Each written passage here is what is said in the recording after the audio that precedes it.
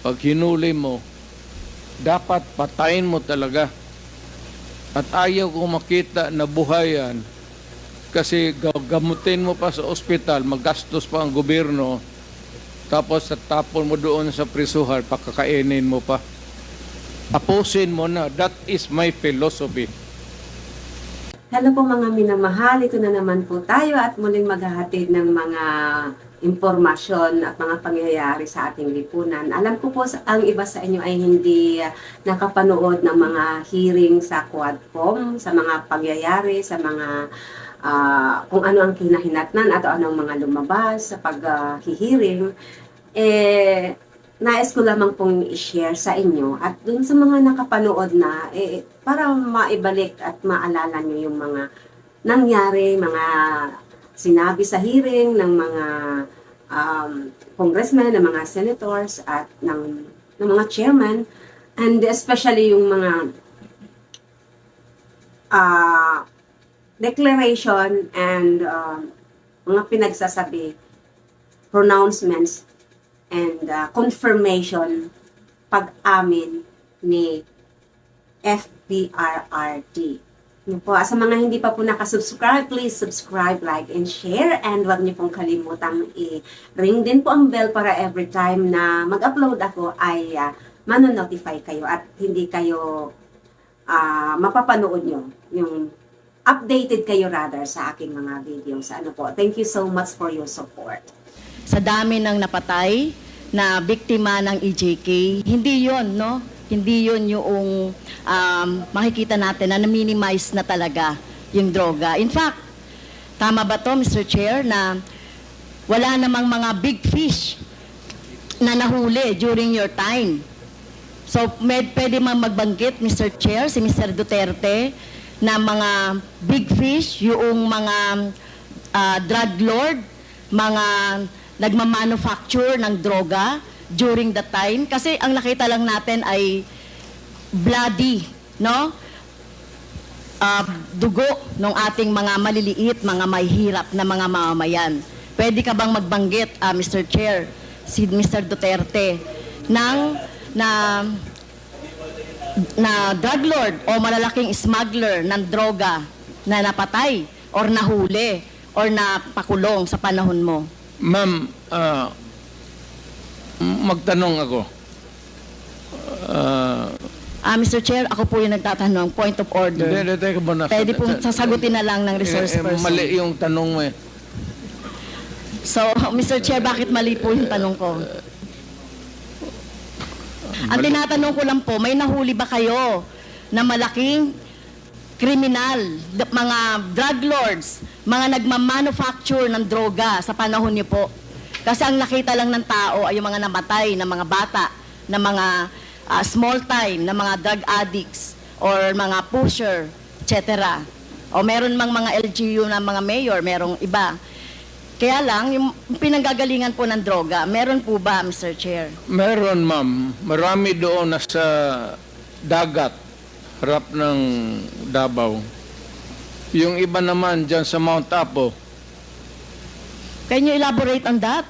Anong dagat at anong tapo? Tinapon ko. Sino po yung mga tinapon ninyo na mga drug lord at smuggler at malalaking fish sa droga? Hindi ko na tinanong bakit pa ako magtanong. Basta pag nahuli, drug lord, I take over, lagay ko sa bangka, pagdating doon sa dulo, kalian ko yung kamay pati paa, tapos itapon ko. Okay. So, dapat po magbanggit kayo. At alam ko po, Mr. Chair, si Mr. Duterte ay isang lawyer. At alam ninyo yung due process. At alam nyo ba paano pahalagahan ang buhay? Whether yan po ay talamak na kriminal o wala ng pag-asa sa buhay or whatever, kung nahuli, dapat ay binigyan ng due process, ikinulo, inahuan ng cases, kinulong, at hindi agad-agad ng pinapatay na katulad ng ginagawa ninyo, Mr. Chair, ni Mr. Duterte. Ginagawa ni Mr. Duterte yung sa sinabi niya. Ma'am, ang preso kasi ma'am sa amin is only good for 40, 50. Minsan umaabot na kasi ng 80, 100. Overcrowded na. So, yung iba, itatapon mo na lang para medyo maluwang. Well, excuse me sa mga audience, no?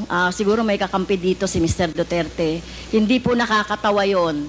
Hindi ako nagpapatawa, ma'am. Pero hindi po kami natatawa. Mr. Chair, wag mong gawing katatawanan But hindi ang na. hearing na ito. Sinasabi ko sa iyo. Well, naging presidente ka, Mr. Chair. Correct. Pero dapat alam niyo po yung due process at pagpapahalaga sa buhay. Hindi yung ganyan. Sino bang may kasalanan? Bakit po congested ang ating mga kulungan? 'Di ba? Bakit po sinasabi ninyo hanap buhay ng ibang mga tao yung droga? 'Di ba dapat obligasyon ng pamahalaan na i-provide ng pagkakataon, oportunidad para sa employment ang mga tao para hindi po na ano sa droga na katulad ng sinasabi ninyo, no, mga dahilan. Pero ito po, no, wag niyo pong gawing katatawanan. Kung totoo po yung sinasabi niyo, name names. Sino po yung tinapon niyo sa lupa, sa dagat? Nakita pa po ba yan ng kamag-anak niya? Ito katulad po ng mga biktima ng ating ng droga, ng biktima ng EJK dito. Wala man, Davao man ako assign, ma'am. Hindi po. Hindi Ito man katulad dito? nito, katulad niyan. Sinabi po Mr. Chair ng ating ni Mr. Duterte na pag may nahuli siya na sangkot sa droga o malalaking fish, tinatapon niya. So ganun na po ba ka-cheap? Or wala kayong pagpapahalaga sa buhay ng tao? Kaya sa panahon ninyo ng war on drugs, no wonder 30,000 or less ang namatay sa panahon ninyo. Sa halip na gawin ninyo ay i-rehabilitate, bigyan ng trabaho, pero ang ginawa ninyo sa mga pulis, utusang patayin ang mga biktima ng droga.